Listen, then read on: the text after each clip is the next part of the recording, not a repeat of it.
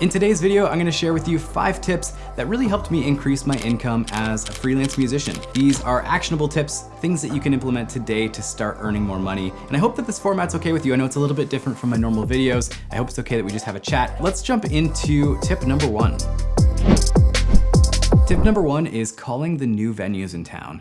Now this could be a new venue that's opening up or a venue that's changed hands, changed ownership or something like that. It's a really good time to reach out and introduce yourself and really just show them your offerings. This is something that my colleagues and I will do all the time. We'll see these new venues pop up, we'll give them a call and say, what are your plans for music for the weekend? Do you guys have anything lined up? A lot of the time, these owners may be new to town, or they might not know the musical acts that are available, so it's a great opportunity to get your foot in the door and present your offerings. Which actually brings me to the second tip here, which is building a community of modular musicians. And I say that meaning I have about 15 friends that I play with, they all play different instruments, and we accommodate basically any client needs. So we'll call a client and say, hey, what are your plans for Friday, Saturday? And they might say, we need a duo on Friday and we need a full band on Saturday. And we'll just say, great, we'll take care of both. What's really cool about this, instead of having a conversation with the client where it's like, here's what I can offer, do you wanna hire me? Instead, you're presenting the client with offerings, with packages that they can essentially choose themselves. You can really increase your income as a freelance musician doing this because you're constantly giving your friends work, they're constantly giving you work. It's just a really great relationship. Tip number 3.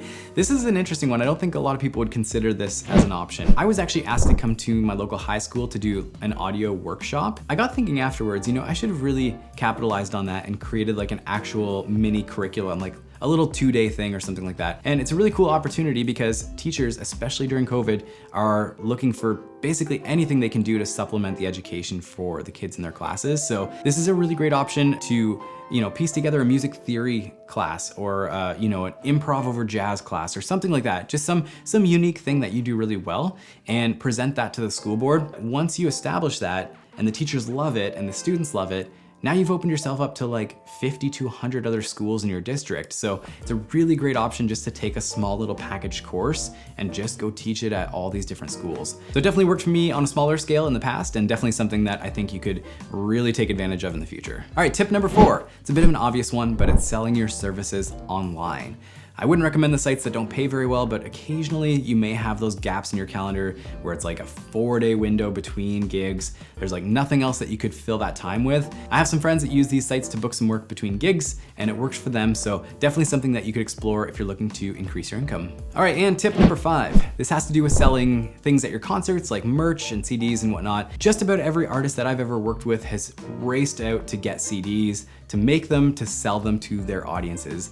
And the cold hard truth is people don't seem to be buying CDs very much anymore. Bailey and I, we actually made 500 or so of our classic duet CD, and we have a box downstairs that has like 450 left. Just for some context, we'll be playing a gig and people will walk up and they're like, how much are the CDs? And we're like, oh, they're $15.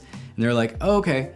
And is it on iTunes? We're like, yeah. And they're like, okay, I'll just listen to it on iTunes and walk away. And it's super awkward. And I've also seen some people do some really cool things that are just creative. One thing I actually saw that was kind of interesting. Somebody was taking Polaroids and they'd print them out and they'd charge $10 for it, but they'd sign it that night. So you think you do 10 pictures and you're up $90 for your gig. It's a great way to tack on some extra money. Think of things that people would like to consume that they don't feel like they need to just throw out the next day, because people, they want to support you. They want to help you out, especially if you're a new artist. Give them a hashtag or like a QR code so they can scan it and go to your Spotify page. Physical music, I don't know that that's a thing anymore, but definitely if you can find something that gives them a great take home from their event, something that they could put up on their refrigerator or whatever, that's probably your best bet. Well, I hope this type of video was okay. I know that it's a bit of a stretch from what I normally do with the gear reviews and the tutorials, so I hope that this was okay. I'd love to know which one of these tips you guys found the most useful. If you want to throw that down in the comments below,